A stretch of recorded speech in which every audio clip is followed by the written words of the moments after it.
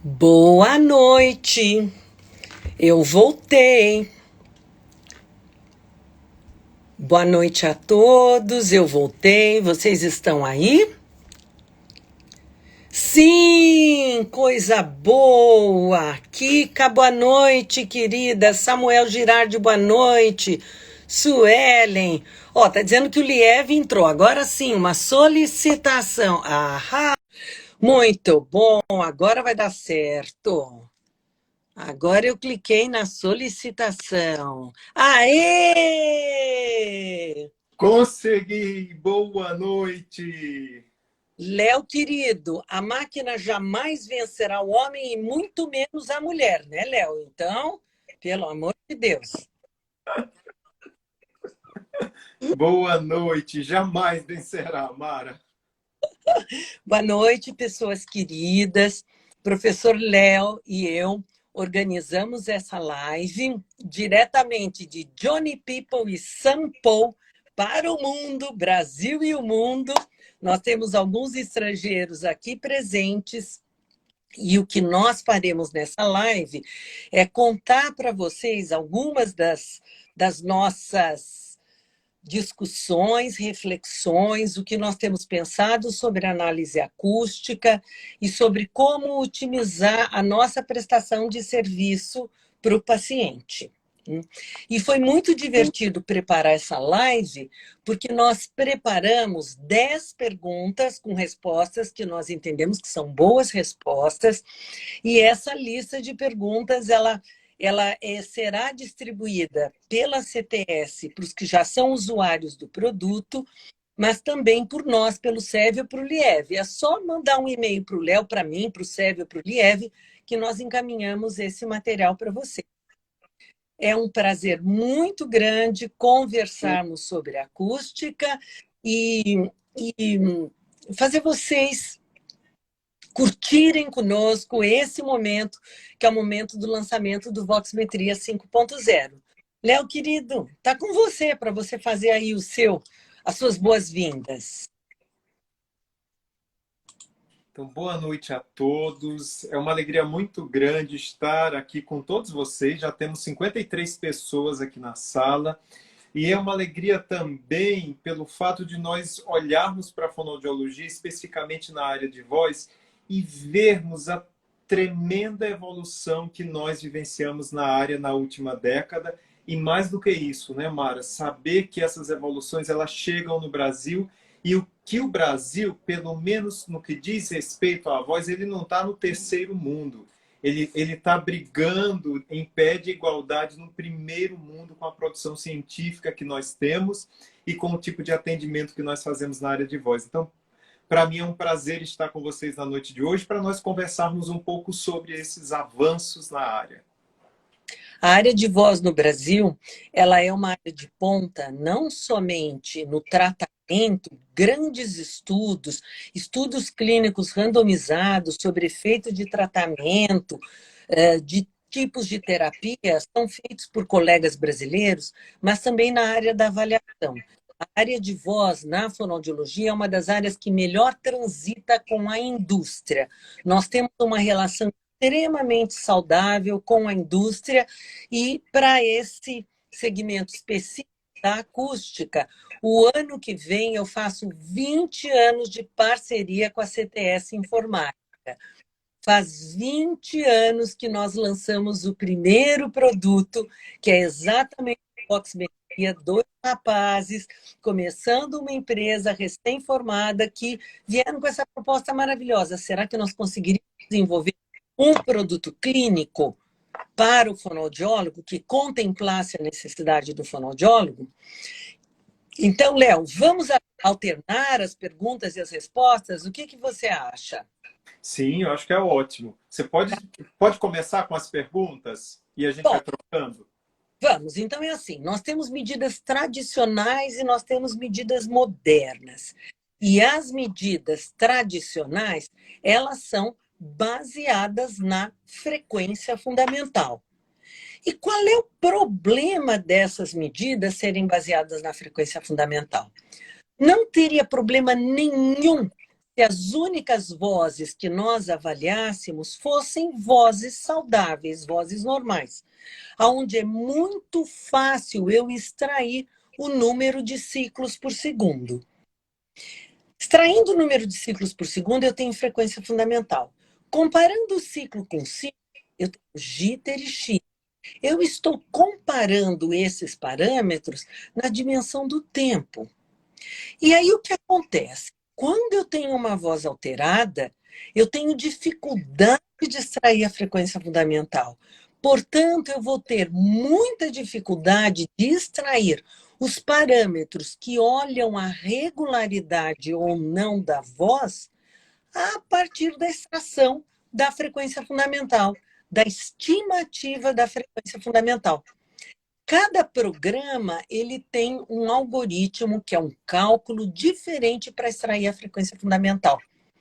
Mas quanto mais alterada é a voz, mais difícil é essa extração e menos valor tem os índices de perturbação.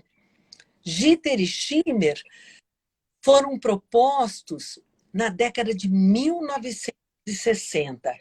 E se acreditava, e a teoria é muito boa que estava por trás, se acreditava que se eu olhar como cada ciclo é feito e comparar um ciclo com o que antecedeu e o que sucedeu, se eu comparo quanto eles são parecidos em termos de frequência e amplitude, eu vou ter uma informação indireta sobre a saúde desse meu vibrador. A ideia era ótima, só que isso depende da extração da frequência fundamental, depende da transformada de Fourier. Então, quando mais a gente precisa acústica, que são nas vozes realmente alteradas, menos confiável os parâmetros tradicionais são. Então, Léo, jitter e shimmer não serve para nada? Você quer responder isso aqui? Não, a sua explicação, como sempre, maravilhosa com relação a jitter e shimmer, isso não nos faz desprezar essas medidas, nos faz olhar com olhos cuidadosos e com um raciocínio mais do que tecnicistas, mas de quem realmente entende o que são as medidas e entende o valor clínico dessas medidas. Como a Mara falou, essas medidas elas foram pensadas e tinham todo um raciocínio por trás acerca da biomecânica e da aerodinâmica que justificava ver irregularidade e perturbação no domínio do tempo, como a Mara falou. O que acontece na prática clínica? Então, vamos pensar que você recebe um paciente com nódulos vocais, com paralisia de prega vocal, com edema, e todas essas lesões elas vão ocasionar algum tipo de irregularidade vibratória, de irregularidade nos ciclos glóticos.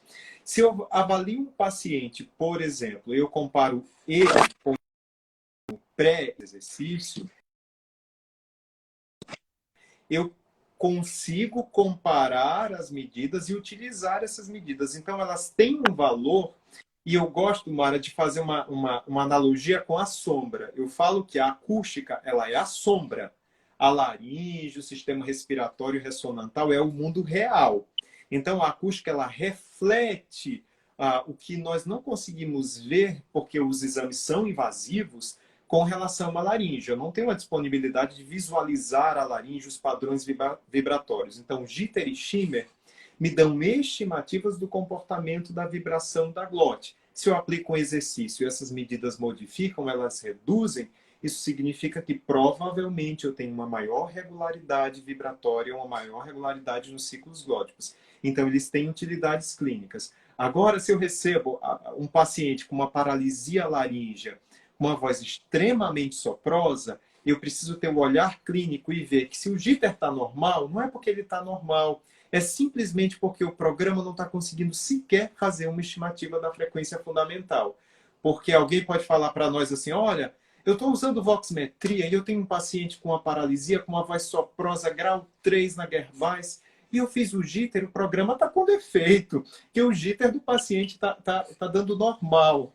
Então, nós temos que ter bom senso. Se as vozes são muito alteradas, eu não consigo detectar os ciclos e, portanto, as medidas elas não vão ser confiáveis. Agora, compara o valor desse paciente antes do exercício e após o exercício. Mesmo que na primeira vez ele tivesse normal, você vai ver que há uma melhora nessas medidas no pós. Então ela continua tendo uma utilidade clínica, mas eu preciso entender que a validade, a confiabilidade dela para comparar entre pacientes e entre casos não é útil se eu tenho vozes muito desviadas, como a Mara bem falou.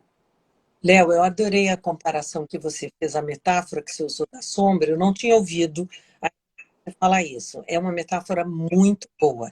E quando a gente pensa no jitter e chi, fala, não, mas do ponto de vista auditivo, gente, do ponto de vista auditivo não interessa, porque não necessariamente a acústica tem a melhor correlação com o julgamento perceptivo auditivo. Quando nós pensamos na acústica, nós temos que pensar na produção vocal. Então, a melhor correlação é da acústica com a forma que este indivíduo produz a sua voz, e não o som que eu ouço. Então, um jitter alterado significa que os ciclos estão sendo produzidos do ponto de vista de período alterado, e um jitter alterado significa que os ciclos são produzidos do ponto de vista de amplitude alterado. Não necessariamente eu vou ouvir perfeitamente essas alterações. Tá? Depois que nós tivemos esses índices de perturbações, que é essa coisa micro que compara um ciclo com o outro, na década de 1980 veio uma outra moda importante, que são os parâmetros de ruído, medidas de ruído. E medidas de ruído é um encanto, porque algumas delas são bem robustas, elas são úteis até hoje, porque uma voz, quanto mais limpa, mais componente harmônico eu tenho e menos componente ruído. Porém, todas as vozes têm harmônico e ruído. O exemplo que eu sempre uso no SEV é: eu tenho uma cesta com bolas brancas e pretas. Para a voz ser verdadeira, eu tenho que ter bolas brancas. As bolas brancas são componente harmônico, as bolas pretas são componente ruído. Eu tenho que ter muito bolas brancas do que bolas pretas, mas as bolas pretas fazem parte da voz humana. Mas as bolas pretas, elas podem estar em qualquer lugar dessa grande cesta de bola. E por que isso é importante? Pelo seguinte, nós temos várias medidas. E eu vou passar a bola para você, Léo. Por que eu posso ter bolas pretas em quaisquer lugar, o ruído em qualquer lugar? Por que as medidas de ruído são diferentes? E um paciente pode ter uma medida de ruído normal e uma outra medida alterada, Léo? Isso é muito interessante, Mara. Quando nós fazemos um levantamento da quantidade de fórmulas, de algoritmos que existem, é impressionante que você vai para uma medida como proporção harmônico-ruído ou SNL, que é Signal to Noise Level. Você olha para essas medidas e ela tem o SNL 1, 2, 3, 4, 5, 6, 7. Você vai para a HNR, também tem uma infinidade. Tem o GNE do Voximetria é um GNE específico, que já já a gente vai falar. Mas eu tenho o GNE 500, 1000, 1500, 2000, 2500. Exaustivamente, as pessoas e os pesquisadores, eles investiram em entender esse ruído presente na voz. Por quê? Começou-se a entender que ruídos em faixas de frequências diferentes tinham correlatos auditivos diferentes. Então, o ruído que nós reconhecemos auditivamente como rugosidade, ele é um ruído que está nas frequências mais baixas, em torno da frequência fundamental, que é a energia básica da voz. Então, existem medidas de ruído. Se eu tenho uma voz que masculina, que numa vogal sustentada está em 110 Hz, eu tenho medidas de ruído que vão calcular o ruído entre 500 e 1000 Hz, porque é o ruído que está mais próximo da fundamental. E eu costumo brincar que é o ruído que está misturado. Por isso que a Mara dá um nome que eu acho maravilhoso, que é ruído multiplicativo. Ele está ali misturado com o som da voz, e por isso que faz com que a gente tenha aquela percepção de voz arranhada.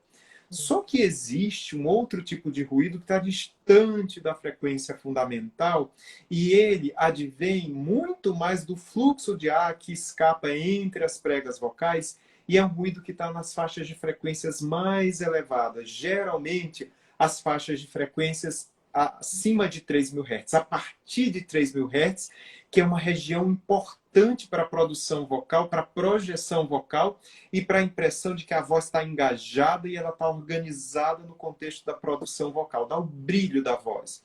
Então, existem medidas de ruído, Mara, respondendo a sua pergunta, que mensuram esses ruídos que são de baixas frequências, ruídos de médias frequências e ruídos de frequências elevadas. E existe também, como no Voximetria nós temos duas medidas de ruído importantes no Voximetria. O GNE, que é o Glottal to Noise Excitation, e o HNR, que é o Harmonic to Noise Ratio. Qual a diferença entre eles? Eu adoro explicar essa diferença, até para vocês entenderem por que o Voximetria juntou essas duas medidas agora. O Voximetria só tinha o GNE 3000. O GNE 3000, o cálculo do GNE, ele é diferente de um cálculo de uma proporção harmônico-ruído. Depois que o som passa da glote, ou seja, o ar que veio, fez todo o caminho, chegou abaixo da glote, quanto desse ar que passou na glote, ele virou som? E quanto ele se perdeu em ruído? Então, ele é uma medida de transdução laríngea, o quanto a laringe está com o poder preservado para transformar a energia aerodinâmica em energia acústica. Essa é uma medida. O que o HNR faz? O HNR é uma medida global de ruído. Então, ele vê em todas as faixas de frequências importantes da voz o quanto eu tenho de componente de energia e eu divido em dBs essa quantidade de energia pela quantidade de ruído em dBs. Então, ela é uma medida de output, ela é uma medida de saída, enquanto o GNE é uma medida de transdução.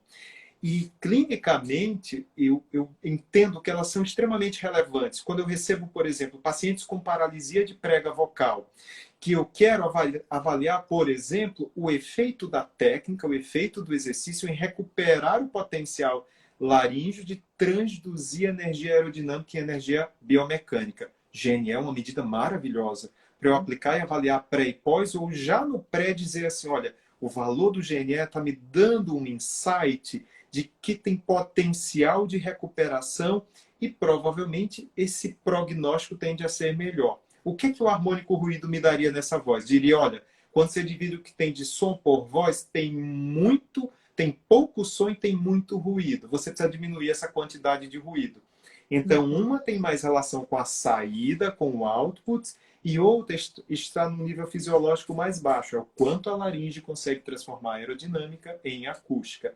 E eu adoro essas duas medidas, e o Voximetria agora ele está bem mais completo combinando as duas, Mara.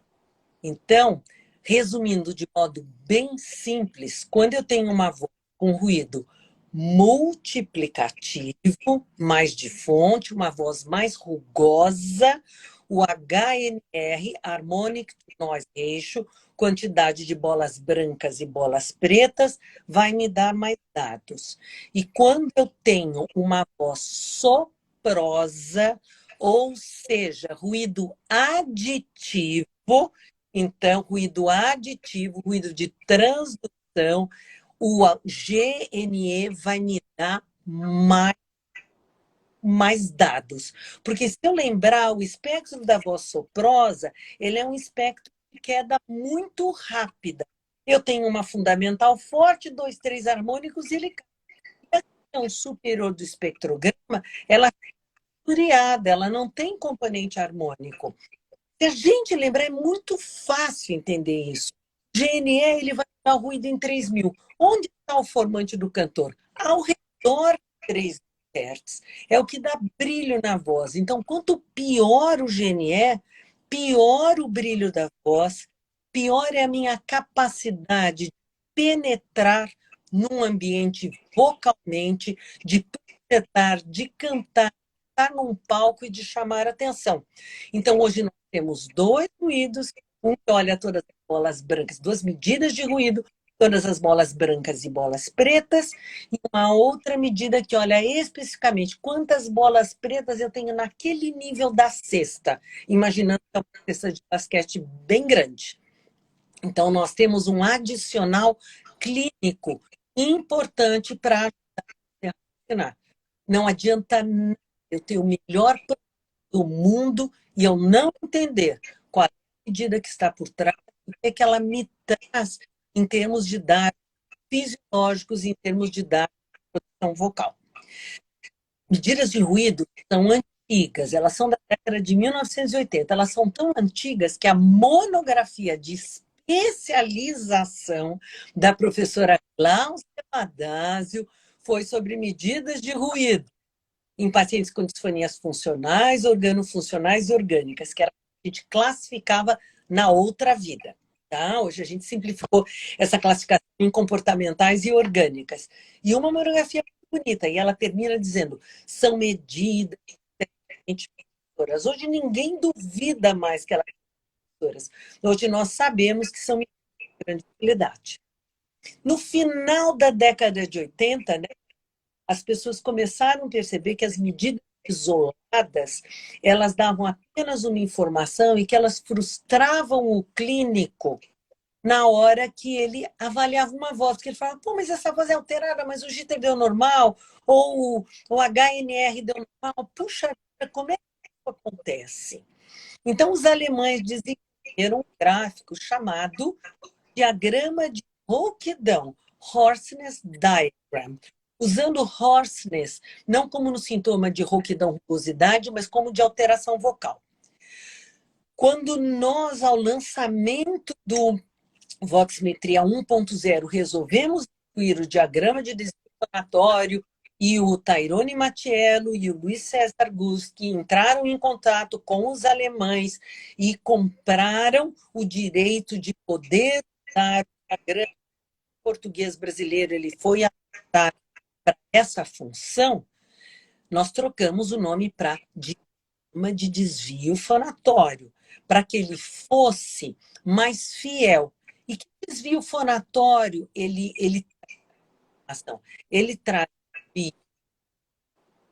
de ruído multiplicativo, desvio de ruído aditivo, ele traz desvios de irregularidade dos ciclos e traz desvios de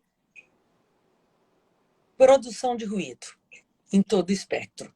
Então, ele contrapõe, ele traz junto medidas de ruído, GNI entra neste cálculo junto com irregularidade. Então, eu olho o quanto eu tenho de ruído na questão espectro, porque é o que deixa uma voz brilhante ou não, e o quanto, ciclo após ciclo, ele é regular. Então, ele dá aquele gráfico que tem a área de normalidade. Então, quem é que está dentro da área de normalidade? Bom, em primeiro lugar, vozes saudáveis. E, em segundo lugar, vozes tensas. Porque no diagrama de desvio fonatório não tem nenhuma medida de tensão. Então, a pessoa fala assim, mas meu paciente tinha uma voz tensa e o diagrama de desvio fonatório deu normal. É verdade, vai dar normal. Porque ele não é feito para avaliar isso. Então, quando nós temos um jitter normal, alguma coisa... É a mesma coisa que tirar uma foto da mão e descobrir se essa pessoa tem um problema no pé. Eu falo, olhando a mão, eu não vejo que essa pessoa tem um problema no pé. Tá?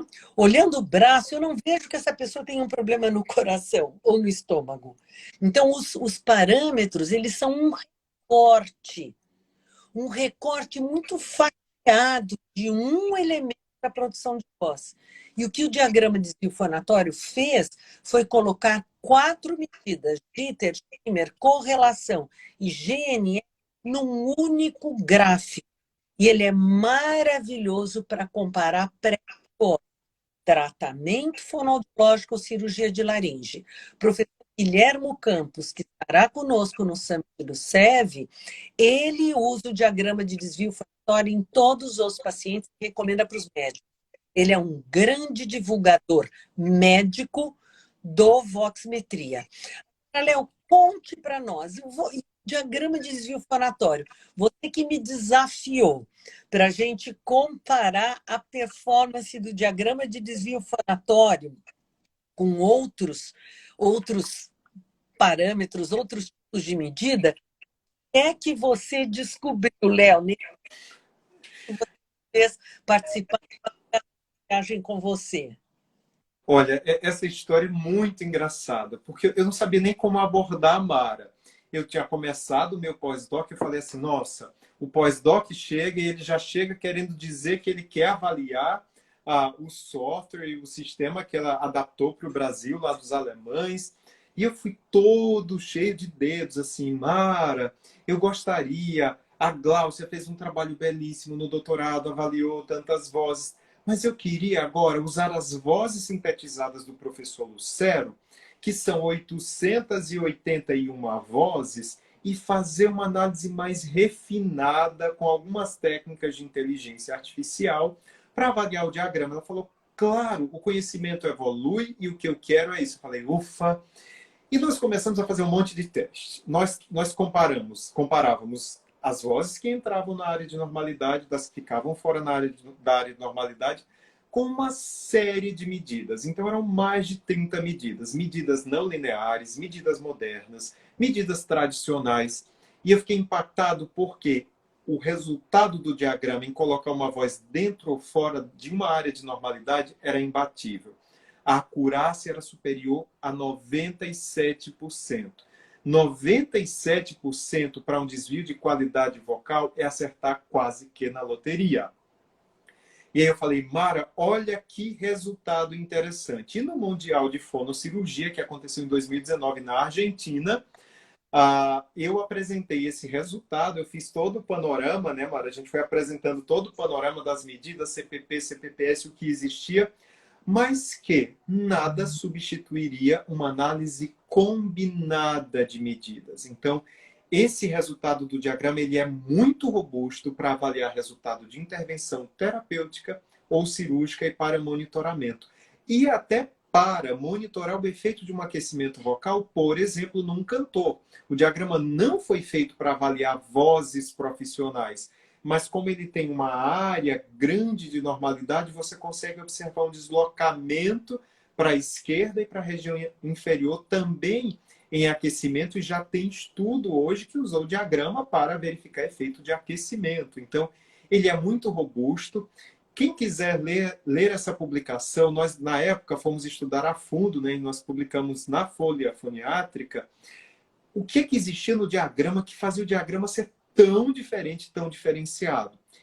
E o que nós descobrimos, nem os algoritmos de Jitter e Schimmer que são utilizados no diagrama são os mesmos algoritmos tradicionais de Jitter e Schimmer. Então, o algoritmo alemão desenvolvido para o diagrama e adaptado no Voximetria, ele é, de fato, superior a quase tudo que nós temos disponível hoje para fazer uma avaliação clínica. E combina a medida com o visual. Então, eu tenho o quant e o qualitativo junto numa única tela. E eu quero aproveitar para dizer uma coisa. Esse foi o primeiro trabalho do pós-doc do Léo, que me deu esse orgulho, porque foi quando nós realmente nos amamos, né, Léo? E passamos a trabalhar em parceria. E o salto de qualidade nisso é que o professor Jorge Lucero, argentino, radicado do Brasil, na Universidade de Brasília, é um gênio. Ele é um sintetizador de voz maravilhoso. E o fantástico disso é que a gente sabe exatamente qual é o componente que está dentro daquela voz. Então, por que nós usamos 800 e tantas vozes sintetizadas? E por que não usamos o banco de vozes do CEV, ou do LIEV, ou da UF, de que com as vozes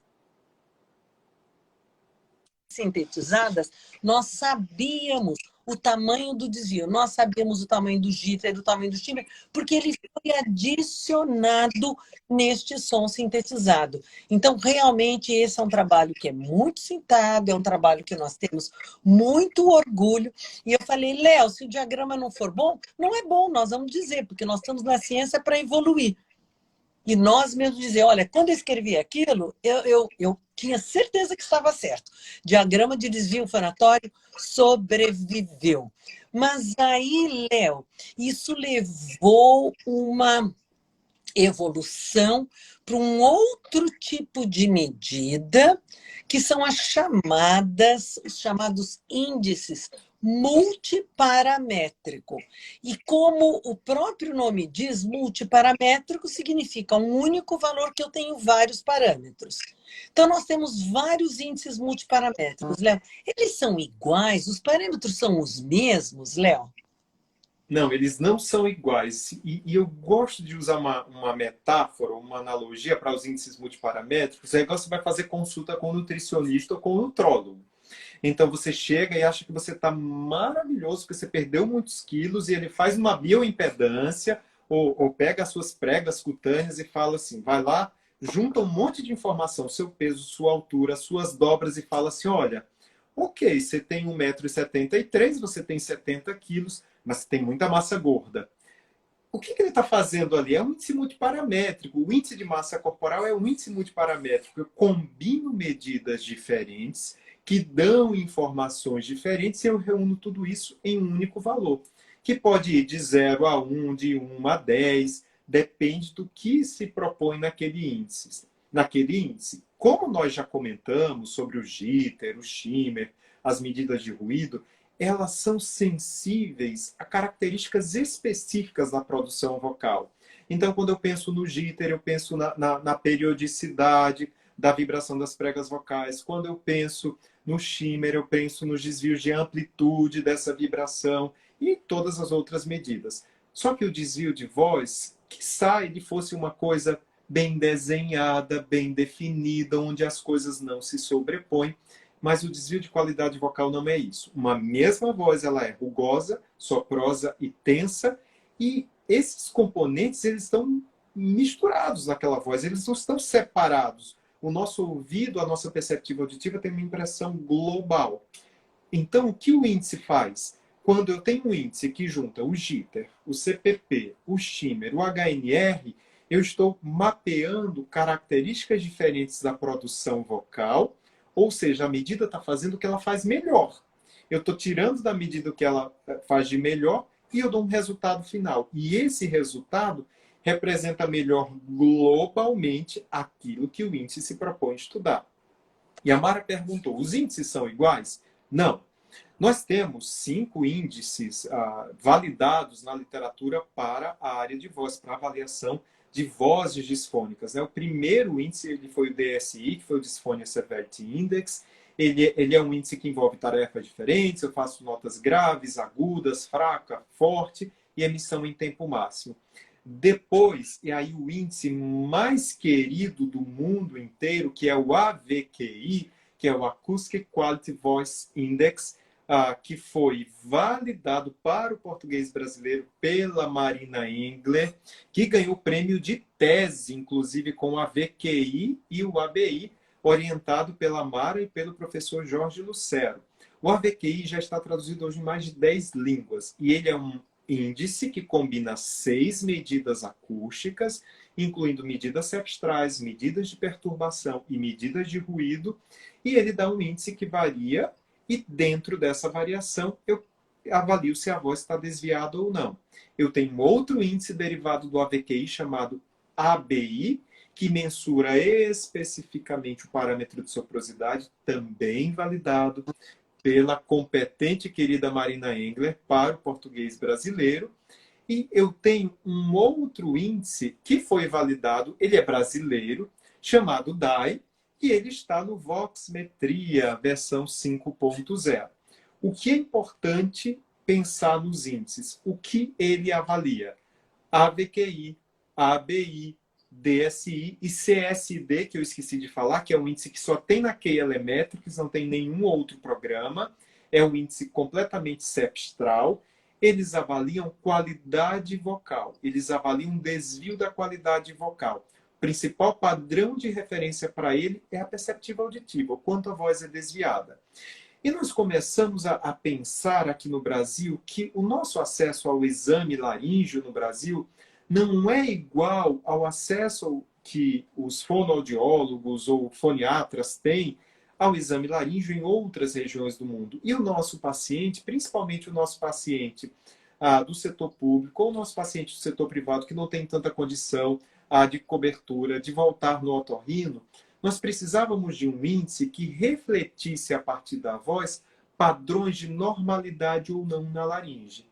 Então, nós desenvolvemos o mestrado, que foi a tese de mestrado do Estevão Silvestre, aqui na UFPB, sob a minha orientação, e nós tínhamos todas as tarefas de fala, vogal E, vogal A, contagem, as 6 frases do KPV, uma fala, um depoimento, uma fala espontânea e cada frase do KPV separado.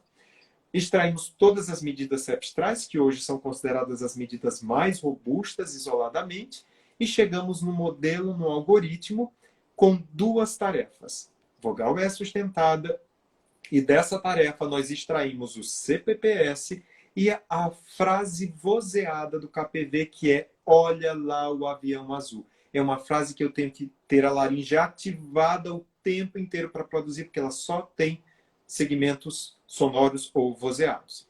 E extraem-se 2 medidas dessa frase, o CPP e o declínio espectral.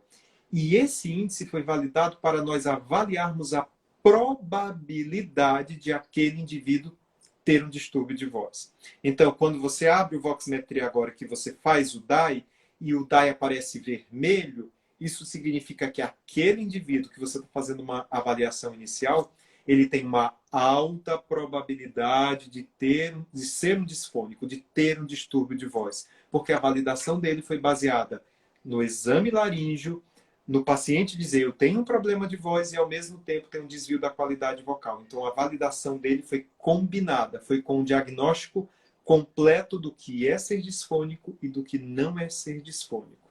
Então vamos lá, Léo. Vamos resumir isso aqui.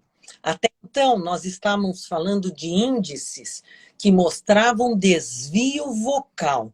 Agora, com o Dysphony Acoustic Index, eu não estou falando de desvio vocal, eu estou falando de disfonia. E disfonia é um verbete diagnóstico. Então, o Dysphony Acoustic Index ele nos dá a probabilidade daquele paciente ser realmente disfônico, que nenhum dos outros índices oferecia. Então, este é o grande salto de qualidade. Em nenhuma hipótese nós queremos substituir o exame otorrino, em hipótese alguma, mas nós temos hoje um sensor importante que nos indique, nos alerta, nos dá um alerta vermelho que o paciente possa ter uma disfonia, problema médico que exige diagnóstico. Então, eu entendo que o DAI é um excelente índice para triagem vocal e para saber o quanto eu vou me aprofundar ou não vou me aprofundar na avaliação desse paciente. Mas aí, Léo, eu quero voltar um minutinho, porque nós demos um salto histórico, porque até então nós estávamos falando sobre medidas que dependiam da extração da frequência fundamental. E agora nós estamos falando de medidas que podem ser medidas até mesmo uma voz muito, muito alterada, em desvio intenso. Então, qual é a mágica disso? O que aconteceu? O que aconteceu na acústica que hoje permite com que a gente realmente consiga avaliar vozes de grandes desvios? Perfeito, Mara. Então, essa linha histórica que você apresentou, né, lá final da década de 60, início da década de 70, as pessoas começaram a extrair a fundamental com computadores que eram verdadeiras máquinas, né, para a época. E era o que se podia extrair no momento pelos processadores. Na década de 90, em 96, um pesquisador ele entendeu que existiria uma outra forma de avaliar os desvios da qualidade vocal que não acompanhando o sinal no domínio do tempo, né? Os ciclos e a questão da estimativa da frequência fundamental. Mas que uma outra forma de eu analisar esse sinal seria analisando no domínio das frequências, ou seja, em cada frequência do espectro, eu pego a energia dos picos, por isso que as medidas vão se chamar a medida pico cepstral, e as medidas são CPP, que é Cepstral Peak. Então, eu pego quanto tem de energia em que frequência, e eu uso um algoritmo, e não é que não necessariamente eles não extraem a fundamental, eles não extraem no domínio do tempo, vendo ciclo a ciclo, que é impossível. Mas eles fazem um algoritmo invertido, extraindo essa fundamental a partir da energia e no domínio das frequências. E olha que interessante, isso foi lá em 1996. Em 2001, uma professora brasileira chamada Mara Belal publica um livro preto, que eu tenho certeza que nenhum de vocês aqui nunca nem viu esse livro, não tem na prateleira de vocês, assim como eu tenho certeza que não é um livro de consulta para vocês absolutamente, ok? Já que estamos no Instagram, hashtag só que não, ok? Então, nesse livro preto, nos últimos dias, a Mara e eu vendo o livro preto, lá no livro da Mara falava da extração da fundamental pelos métodos no domínio do tempo, aí vem dois parágrafos assim maravilhosos. Existe um outro método, o Cepstron, ou Capstron, mas esse método precisa de computadores muito potentes. E nós começamos a rir com isso. Eu falei, Mara, olha que interessante. Em 2001, você já falava do Cepstro, mas você dizia assim, olha, não dá para fazer isso hoje ainda, porque precisava. E realmente, um dado interessante é que de 96 até 2009, vejam que intervalo de tempo. Que 15 anos. se 15 anos. 15 anos, um intervalo de tempo enorme. E algumas pessoas começaram a fazer publicações usando essa medida chamada CPP ou CPPS, que é Capital Peak Prominence, e o SMOFED, que a gente vai falar um pouco mais na frente. E eles começaram em uma revisão sistemática com meta-análise lá em 2009, que não tinha pretensão nenhuma de evidenciar CPP e CPPS como as melhores medidas. O que é que eles queriam responder? Quais são as melhores medidas para predizer a presença de uma alteração de qualidade vocal e a intensidade do desvio vocal? Ok, rodaram mais de 80 medidas, na seleção final ficaram 32 medidas, e a conclusão do manuscrito é que apenas, de maneira comum, CPP e CPPS são as medidas com maior potencial para predizer disfonia e a desvio da qualidade vocal e a severidade ou intensidade desse desvio na voz falada e na vogal sustentada. Isso repercutiu relativamente. Um grupo americano, o grupo da Key Elemetrics, investiu nisso aí, o Avan investiu nisso aí, criou o CSID, que é um índice multiparamétrico baseado nessas medidas. E em 2008, a ASHA finalmente consegue chegar a um consenso. E qual foi o consenso da ASHA? Nós só indicamos uma medida para avaliar o quanto eu tenho de ruído numa voz.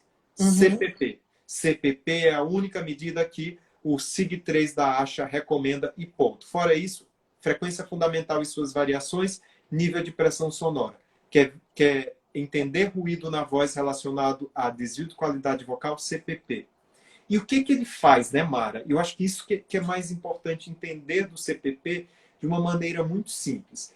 Quem quiser saber mais, vai no livro, vai nos artigos. Eu vou falar de uma maneira bem direta e simples. O que o CPP... Léo, faz uma pause para dar assim, emoção.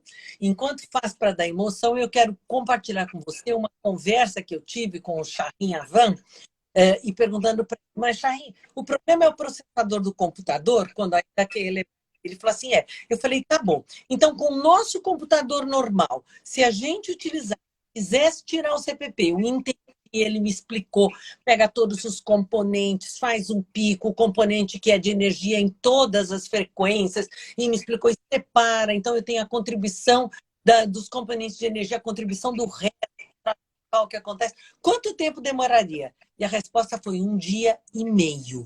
Então, levaria 1 dia e meio para eu obter um CPP de um paciente, que hoje a gente faz automaticamente. Então, Léo, agora que já criamos a maior emoção e a maior expectativa da explicação do índice, Conta para todo mundo, Léo. Leva muito tempo quando a gente aplica o Voxmetria 5.0 para obter o índice? O que ele indica? Olha, leva um tempo absurdo. Deve levar uns 2 ou 3 segundos. Um tempo absurdo. Uns 2 ou 3 segundos para aparecer o CPP e o CPPS. E ele é muito interessante até para o nosso raciocínio. Nós já conversamos aqui nessa live que eu tenho componente de ruído aditivo, componente de ruído multiplicativo, e que o ruído é que me dá mais impressão de que uma voz é desviada, independente dele ser na baixa frequência ou na frequência elevada. O que o pico sepstral vê? Ele vê o quanto a energia boa da voz, como a Mara falou, as bolas brancas e as bolas pretas. Então ele vê o quanto as bolas brancas... Mara, você vai atualizar esse seu exemplo para a aula agora, tá? Então você está vendo as bolas brancas e as bolas pretas. É o quanto as bolas brancas estão longe, distantes das bolas pretas. Então eu pego uma mesa e eu separo, ponho as bolas brancas bem para um lado e o pouco da bola preta, se não for uma voz desviada, para o outro. O que o CPP me diz é o quanto a energia boa da voz ele se destaca em relação à energia ruim da voz. Ele não é uma medida de proporção. Ele não é o HNR que divide uma coisa pela outra. É o quanto aquela energia se destacou. Quanto mais íngreme é o pico, por isso que chama pico sepstral, melhor a voz. Isso significa que as bolas brancas estão bem distantes das bolas pretas. Mas imagina que eu tenho uma mesa e eu começo a aproximar. Eu vou aproximando aquele conjunto de bolas brancas do conjunto de bolas pretas e de repente elas estão misturadas. O que é que a gente vai perceber? Tem ruído nessa voz, tem rugosidade nessa voz. Então o CPP e o CPPS são essas medidas robustas que não dependem da fundamental, por isso eu posso usar em vozes superperiódicas e em vozes extremamente aperiódicas, e elas são fidedignas para essa avaliação. Então, quando você olhar para o CPP, que você olhar os valores que nós pusemos lá no Voxmetria, o valor de corte, por exemplo, do CPPS 14.02 para o português brasileiro, se o seu paciente tem um CPPS em 18, você vai imaginar que as bolas brancas estão bem distantes das bolas pretas e, portanto, essa voz tende a ser uma voz mais saudável, sem componente de ruído e rugosidade.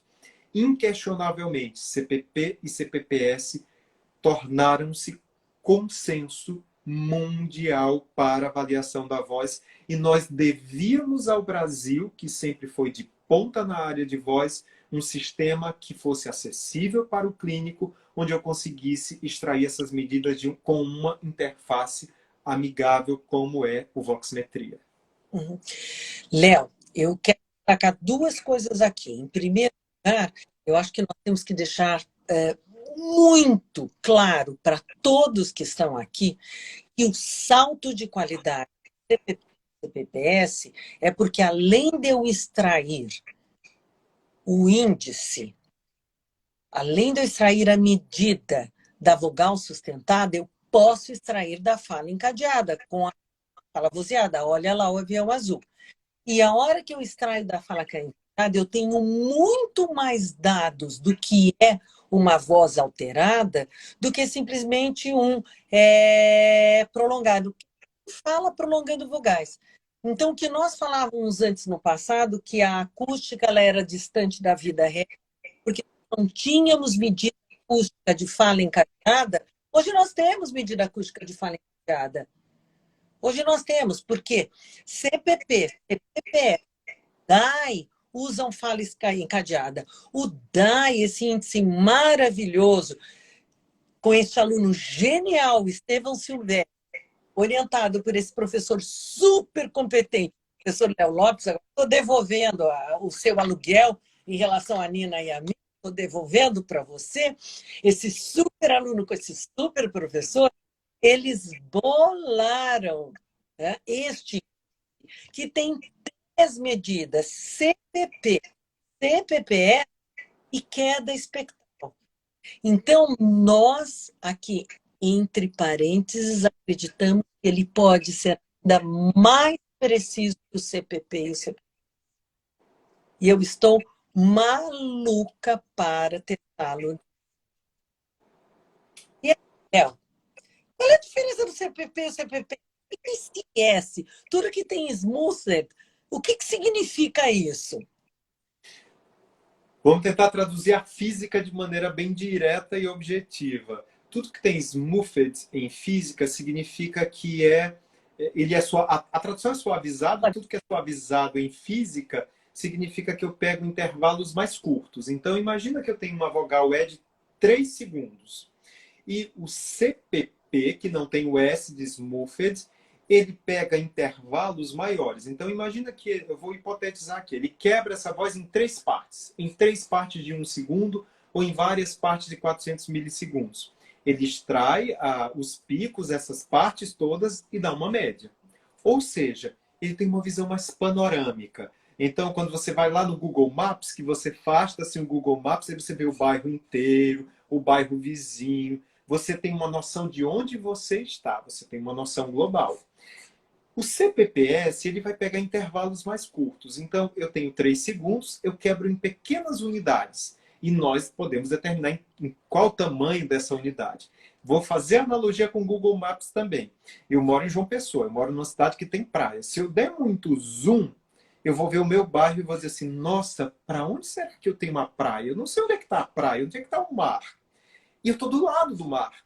Mas eu dei tanto zoom, e zoom é importante para alguns objetivos, mas não é importante para outros. Por que, que a ASHA recomendou CPP e não CPPS? Porque nós entendemos que o CPP ele é um índice, é uma medida mais global do desvio da qualidade vocal. E o CPPS ele tende a ser muito mais sensível a componentes específicos. A maioria dos estudos tem mostrado que, por exemplo, o CPPS é muito mais sensível à soprosidade se eu comparar com o CPP, porque soprosidade é detalhe. Quando eu penso no parâmetro G, no grau geral, o CPP ele vai ser muito mais útil. Pensem nesse exemplo Google Maps. Estou vendo, vejo a panorâmica, sei onde eu estou e tenho ideia do global. Se eu der um zoom, eu perco a minha referência. Então, são objetivos diferentes. Em alguns pacientes, você quer ver um detalhamento e comparar o detalhamento antes e depois. Em outros pacientes, você quer ter uma ideia mais global. Então, essas são as diferenças, mas não se preocupe, você não vai ter problema para escolher. Por quê? Na mesma tela do Voximetria você tem CPP vogal, CPPS da fala, CPP da vogal, CPPS da fala. Então, você tem as 4 medidas, fora o índice, que é o DAI, e os valores também do declínio, né? O declínio para todas essas tarefas, a queda espectral para todas essas tarefas. Quando a ASHA publica uma coisa e ela lança uma tem quase força de lei. Quase força de lei. A ASHA é poderosa, é uma sociedade científica e uma sociedade de defesa profissional. Então, a ASHA é como se fosse a SBFA e o Conselho Federal de Fonoaudiologia num único órgão representativo, num único corpo representativo. Rita Patel é uma das pessoas mais ativas na análise acústica, e Nelson Roy também. Quando eles publicaram a recomendação, que ficou nítido que o CPP e o CPPS eram medidas superiores, eu comecei a entrar em parafuso. Tá? Por quê? Porque nós não tínhamos essa medida no Brasil. Nós não tínhamos como obter essa medida. Né? Como é que nós fazemos? Do ponto de vista clínico, do ponto de vista fácil. Não que eu tenha que aplicar um script maluco, MATLAB, isso, aquilo, que eu tenho que fazer uma coisa muito simples e eu tenho essa medida. E aí eu comecei a conversar com esses dois maravilhosos, Luiz César e Tairone, dizendo assim, olha, na próxima versão a gente vai fazer um monte de mudança, nós vamos fazer um monte de mudança. E o professor Léo começou a publicar nessa área especificamente. Eu falei, vamos trazer o professor Léo para realmente dar um salto de qualidade, porque eu não me conformava que aquilo que era considerado pela ASHA, uma sociedade que eu respeito profundamente, da qual eu membro internacional, assim como o professor Léo, eu não me conformava que nós não tivéssemos o que era considerado o melhor avanço no Brasil. Porque a área de voz ela é representativa das melhores práticas do mundo. Então, estou muito contente, muito feliz de saber que hoje o fonoaudiólogo brasileiro padrão, que tem um equipamento padrão. Ele nem precisa de um super desktop. Um laptop de boa qualidade, com um microfone, um sistema Andrea, um microfone com curva de resposta reta, porque eu não posso ter um microfone que vai me amplificar as frequências agudas da voz, que são esses chures maravilhosos, ou esses outros microfones que a gente dá aula, que canta, que igreja, que até a fone tem voz. Então, eu preciso de um microfone com curva de resposta reta, eu preciso de uma placa de som externa se eu tiver num laptop para poder fazer esse registro. Se eu estou no desktop, eu não preciso, mas aí eu preciso de um pré-amplificador. Eu posso colocar um Behringer 200, que é um pré-amplificador barato, e colocar um microfone de curva de resposta reta.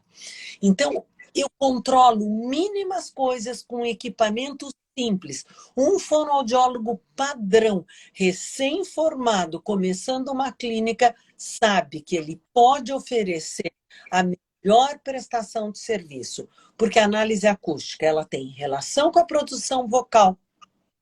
O DAI tem relação com presença de disfonia, um índice de disfonia, não de desvio. Vamos deixar isso bem claro. Hoje eu consigo avaliar vogal sustentada e fala encadeada. Eu deixo registrado numa plataforma segura. Hoje, se eu uso CTSP e fica tudo na nuvem, eu posso abrir de qualquer lugar do mundo. O meu banco de vozes, eu consigo registrar e fazer pesquisa. Quando nós começamos a investir muita energia e muito esforço na CTS, as pessoas, e no Voximetria, as pessoas falavam, não vai conseguir publicar no Jornal Voz com Voximetria? Não, vai conseguir. Só com os produtos chiques, só com os produtos de ponta. Tá? Porém, hoje, os nossos programas são aceitos em qualquer revista. Eles não perdem nada para os laboratórios universitários. Léo, está com você, meu querido. Você fecha a live. Nós estamos quase no nosso finalzinho. Eu só tenho a agradecer e dizer que a acústica... Eu lembro que há alguns anos me fizeram uma pergunta no final de uma palestra num congresso importante. Então, eu dedico a minha vida a estudar acústica. A coisa que eu mais faço na vida é estudar acústica. E alguém no final da minha palestra pergunta assim, acústica é essencial? Nossa, eu quase que entrava em crise. Eu parei alguns segundos e falei assim, o que eu vou responder? Se eu disser que o que eu faço da minha vida não é essencial, minha vida não vai ter sentido. Porque o que eu faço é estudar acústica. E eu precisei de alguns segundos para reformular aquela pergunta, reformular a minha resposta e falei assim, sim, a acústica é essencial, porque a acústica me faz ouvir melhor, me faz pensar melhor. E o melhor clínico em voz é aquele que ouve melhor e pensa melhor, integrando fisiologia, aerodinâmica, biomecânica e percepção. Então, a acústica é essencial? Sim. Ela é essencial. Cada vez que eu estudo acústica, eu sei mais de biomecânica, de aerodinâmica, e meu ouvido fica melhor para ouvir os detalhes dos meus pacientes. Então, acústica é essencial, sim. Eu acho que essa é a minha principal mensagem, não como ferramenta, mas como background que ela dá para você ser o melhor clínico. Nada como uma acústica cotidiana com cada paciente para você aperfeiçoar a sua clínica. E, além disso, é a melhor documentação que nós podemos ter de um paciente.